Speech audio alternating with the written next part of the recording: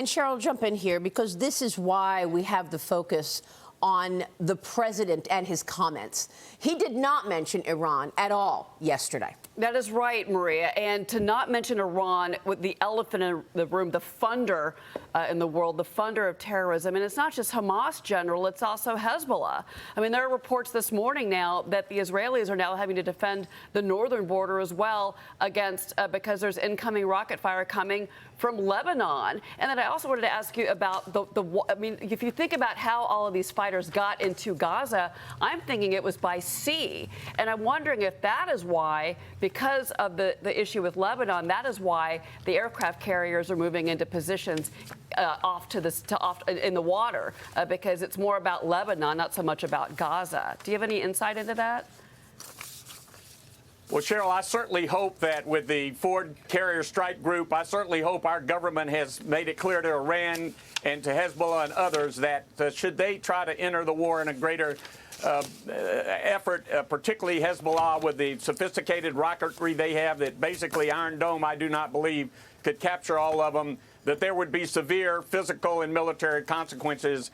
And, you know, the borders have been porous, and Israel for a number of years has had a policy of trying to contain Hamas. Obviously, that deterrence has not worked. And so, yes, I'm sure there's been sufficient infiltration into Gaza for a long time. But, I mean, when you have the contiguous borders and the ability for the terrorists to move from Iran through Syria, you know, into wherever they need the weaponry. Right. Again, the United States has got to make it very, very clear that if Iran or Hezbollah, anybody tries to widen this conflict beyond Israel versus Hamas and Gaza, there would be severe consequences. Well, Fox News White House correspondent Jackie Heinrich grilled White House National Security Advisor Jake Sullivan yesterday on whether the U.S. plans to refreeze that $6 billion from the Iran prison swap. Here's how that went down. Watch this.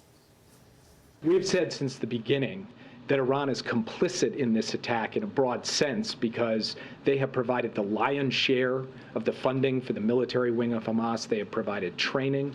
They have provided capabilities. They have provided support. You just laid out all of the ways that Iran is complicit in this and facilitated it over years of support for Hamas. Is that reason enough to refreeze the $6 billion that the U.S. helped unlock for them to get in exchange for the prisoners? We have not yet had a dollar of that $6 billion spent, and I will leave it at that. General, your reaction. They continue to claim that not a dollar of the $6 billion has been spent, despite appeasement of Iran from day one of this presidency. Well, Maria, they should not only refreeze the $6 billion, they should add it to a funding package that Congress should get off its duff and pass right away to send to Israel the supplies, the munitions, the funding that they need.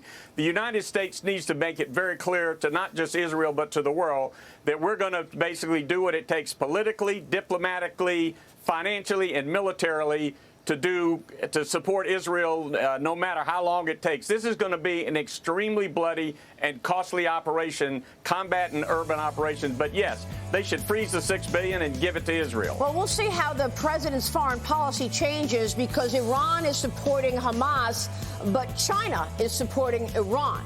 General, thank you very much for weighing in. Arnold Punaro joining us this morning, and we'll be right back.